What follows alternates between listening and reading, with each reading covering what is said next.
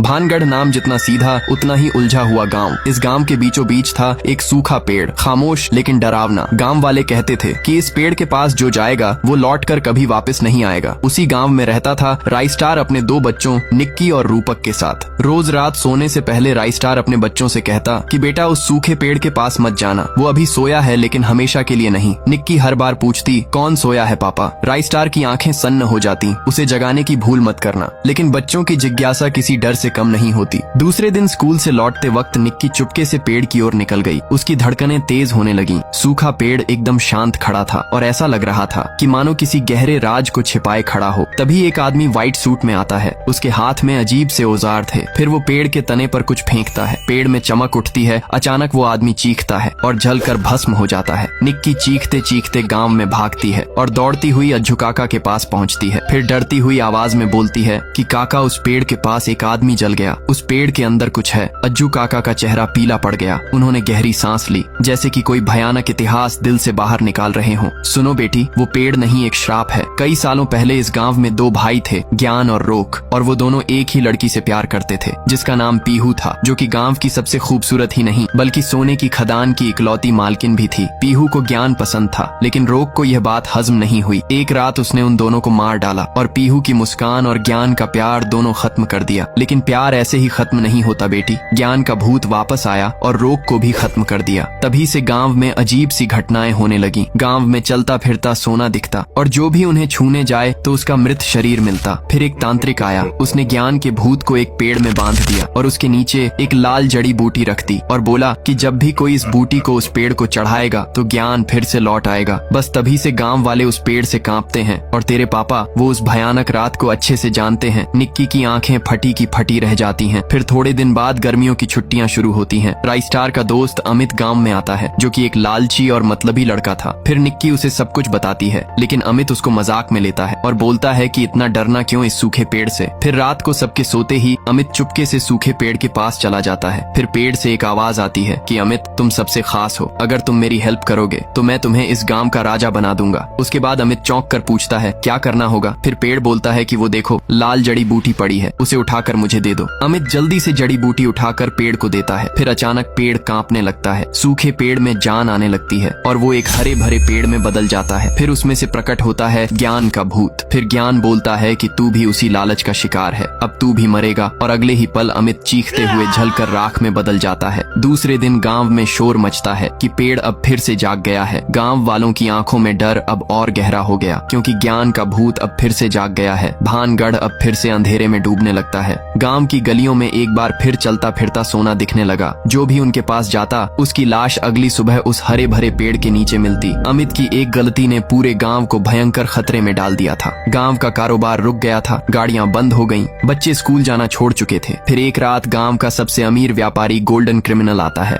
जो हमेशा बोलता था कि ज्ञान का भूत सिर्फ कहानियों में अच्छा लगता है। लेकिन तभी रास्ते में उसको सोने का ढेर दिखता है। फिर वो लालच में आकर जैसे ही गाड़ी से उतरा तो चारों ओर धुआं फैल गया। फिर जैसे ही धुआं हटा तो गोल्डन की जली हुई लाश वहीं पड़ी थी। अब ज्ञान का भूत और भी ज्यादा ताकतवर हो चुका था। इधर शहर में अरविंद नाम का एक शख्स आराम से टीवी देख रहा था, लेकिन तभी स्क्रीन पर ज्ञान का भूत नजर आता है और अगले ही पल वो टीवी से निकलकर अरविंद को अंदर खींच लेता है। सुबह उसकी भी मौत की खबर पूरे गांव में फैल जाती है। राइस्टार ने अपने बच्चों से कहा कि घर से बाहर मत निकलना, लेकिन एक दिन रूपक अपनी गर्लफ्रेंड प्रीति